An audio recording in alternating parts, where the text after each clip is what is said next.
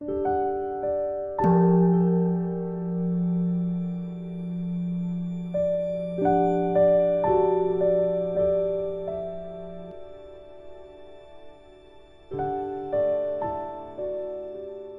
家好，很高兴又到了我们一起学习广论的时间了。今天我们要继续往下学，你们准备好了吧？请大家一起跟我翻开广论359页第3行，看原文。所缘一处，现显之理，虽见二种四句之说，然因菩提伽罗种性，而现形象有难有易，即以现中有明不明，此二复有坚不坚固，见有种种，故无决定。说现其所缘一处的方式呢，虽然见到有提出2种四句型的论述，但是由于呢菩提伽罗的种性，会有现起形象的困难还有容易的差别，还有即使现起也有清晰与不清晰2种，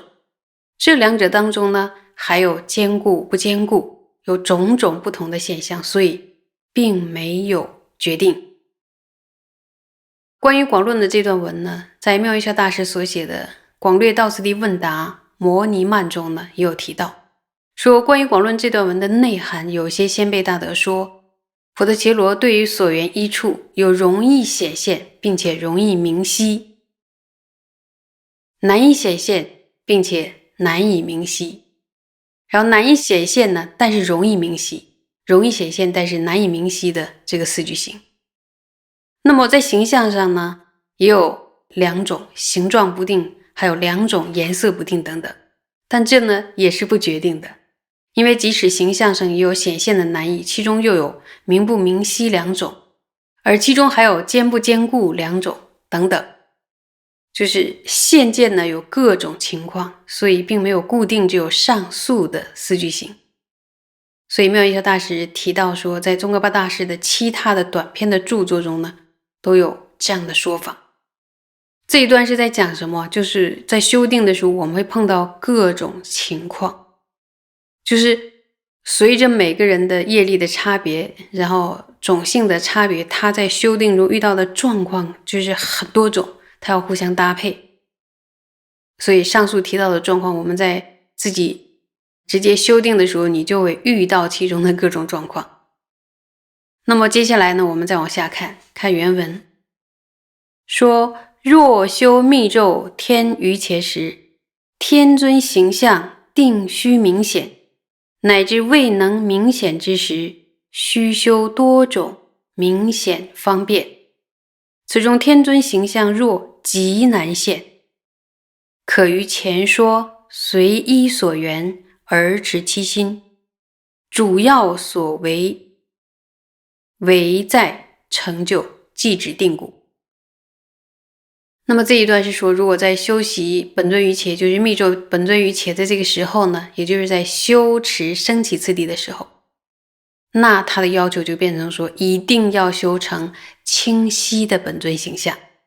因此还没有现起之前呢，就必须多种方便，然后想尽各种办法，让这个清晰的本尊形象呢能够现起。这是在修本尊于伽，就是升起次第的时候。但是呢，在修定的时候就不是这样。说如果本尊的形象极难现起的话，可以对于前面所说的任何一个所缘直持其心。这是什么意思啊？就是你如果观佛像很难观出来，那么呢，你是可以换一种所缘。因为呢，我们的主要目标就是要修定，就要修成寂止。总设一下呢，如果我们很难以佛像为所缘境来做观修的话，就如同先前所说的，也可以缘取其他的任何所缘境来做观修。因为观修的目的是什么呀？就是为了获得圣摩他。所以呢，也不是非得一定就要以佛像作为所缘境。如果有困难，极其困难的话，可以换一种所缘境，因为目的非常明显，就是要修成寂止就可以了。好，我们接着再往下看，看原文。此若仍缘天身而修，相既不现，然又持心不能成办所乐之意，故须形象现而持心，又随所现持身总相。若身一分及其明现，即持彼分；若彼转会，仍持总相。若时欲修为黄而现为红，显色不定；或欲修坐而现为立，形色不定；或欲修一而现为二，数量不定；或欲修大而现极小，大小不定，则全不可随逐彼等，唯应于前根本所缘为所缘一处。有点长，我们看一看这段在说什么。说如果这个时候呢，仍然沿着本尊的身相而修持，如果没有现起本尊的形象，却仍然摄持内心，就无法达到想要的目的，也就是无法成就寂止了。所以呢，必须现起形象，借此呢支持内心。另外呢，要按照现起的程度而支持总体的身形。如果某些身相的一部分非常清晰的显现，就可以支持那一部分。如果那一部分又变得不清晰，那个时候就再度支持总体。像月格西解释说，这一段就是实际上指的是有些人修定的人啊，因为业力啊、习性啊、各种因缘的差别，虽然原本是要打算圆总体的这个佛像，但是对于局部呢，比如说对佛陀的眼睛很相应，然后可以做到很明晰，那就呢以佛陀的眼睛为所缘去修。这类的初修者呢，上座的时候不久就会发现他不是刻意的，然后这个就不算是更换所缘。反之呢，前面那段提到的是对所缘没有一处明晰的，哪儿都不清楚。然后如果圆总体的话呢，总体的佛像的话，它也是非常的模糊。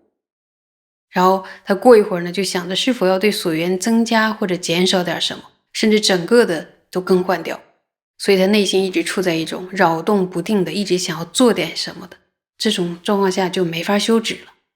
所以这类的初修者的应该的出路呢，就应该从半分这个清晰的所缘类开始慢慢修起，绝对不要呢东想西想，刻意去改变所缘。总体呢，就是呢，假如说我们观修佛像的时候，然后我们想观修总体，结果呢，可能佛像的，比如说眼睛啊，或者说脸庞特别清晰的时候，我们这时候就会注意力可以注意在脸庞。然后过一会儿呢，脸庞不清楚了，然后我们再去圆总体，而不是呢，过一会儿脸庞不清楚，我们就想它越来越清，越来越清晰，然后就忘失了要圆那个半分清晰的佛像，就可以寂止的修寂止的那个境界。接着那就说我们在圆佛像的时候还会出现什么呢？注意，该出现颜色了。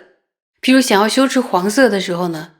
我们观出来的却是一个红色或者是其他的颜色，这个就是呢颜色不固定。然后还有一种情况呢，就是我们修的本来是一个就是坐着跏趺坐姿的一个佛陀的像，可是呢我们观出来的是它是一个站姿的等等，还有或者其他的姿势，甚至是走着的。这是什么呢？就是形态不固定。那么还有一种情况是什么？我们想要修，比如说修一尊释迦佛，可是却现起了2尊甚至多尊等等，这是呢数量不固定。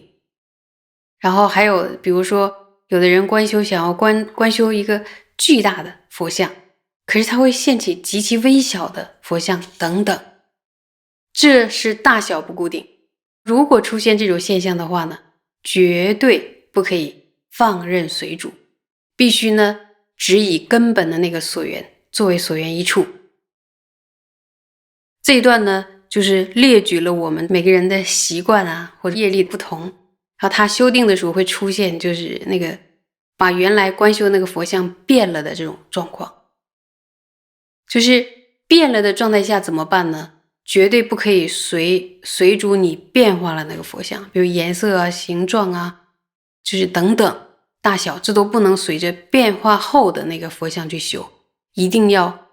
沿着一开始我们确定的那个佛像。比如说我们要确定是一尊黄文殊的话，那它颜色就是黄的，